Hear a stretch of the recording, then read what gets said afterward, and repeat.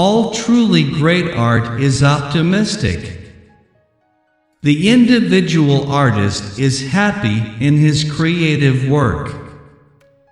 The fact that practically all great art is tragic does not in any way change the above thesis. All art is propaganda. It is universally and inescapably propaganda, sometimes unconsciously, but often deliberately propaganda.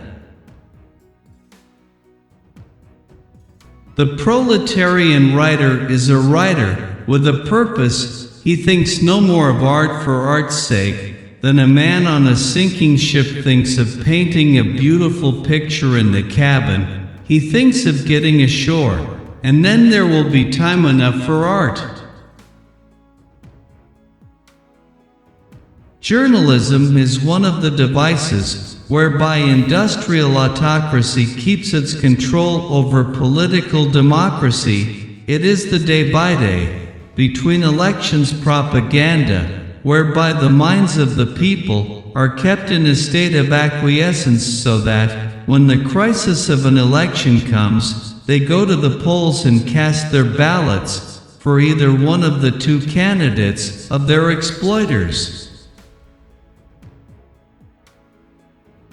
American journalism is a class institution, serving the rich and spurning the poor.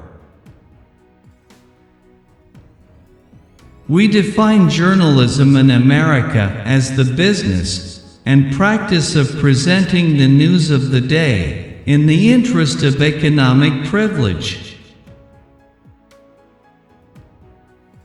It is the music which makes it what it is. It is the music which changes the place from the rear room of a saloon in back of the yards to a fairy place, a wonderland, a little Comer of the high mansions of the sky.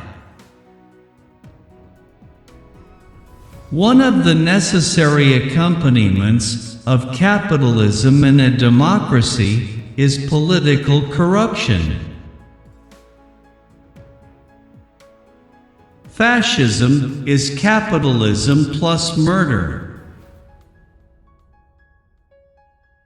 American capitalism is predatory, and American politics are corrupt. The same thing is true in England, and the same in France, but in all these three countries the dominating fact is that whenever the people get ready to change the government, they can change it.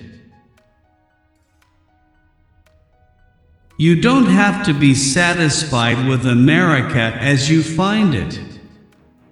You can change it. I didn't like the way I found America some 60 years ago, and I've been trying to change it ever since. The remedy for the Great Depression is to give the workers access to the means of production and let them produce for themselves, not for others, the American way. The American people will take socialism, but they won't take the label. The private control of credit is the modern form of slavery. Wall Street had been doing business with pieces of paper, and now someone asked for $1, and it was discovered that the dollar had been mislaid. If we are the greatest nation the sun ever shone upon, it would seem to be mainly because we have been able to goad our wage earners to this pitch of frenzy. In a society dominated by the fact of commercial competition, money is necessarily the test of prowess, and wastefulness the sole criterion of power. Dad, as a good American, believed his newspapers. To do that would mean, not merely to be defeated, but to acknowledge defeat, and the difference between these two things is what keeps the world going. It is difficult to get a man to understand something when his salary depends upon his not understanding it. There is one kind of prison where the man is behind bars, and everything that he desires is outside, and there is another kind where the things are behind the bars, and the man is outside.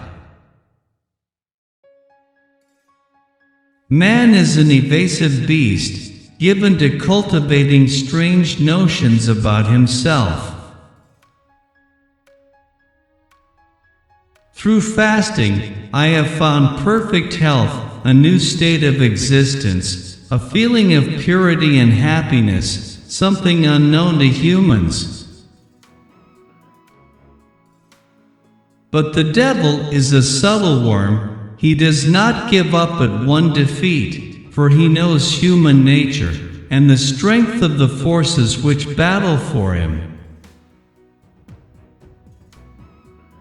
Men of unlimited means live lives of unbridled lust, and then, in their old age, they are helpless victims of their own impulses.